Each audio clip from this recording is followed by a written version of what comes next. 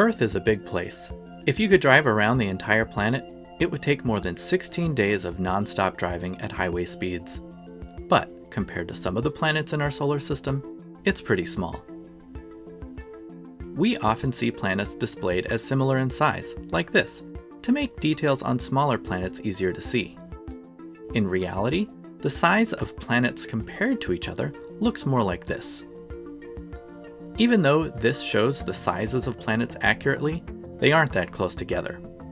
Because of the great distances between planets and the planet's relatively small sizes compared to those distances, it's practically impossible to create a visual representation on a screen or the page of a book that realistically represents the sizes of the planets and the distances between them.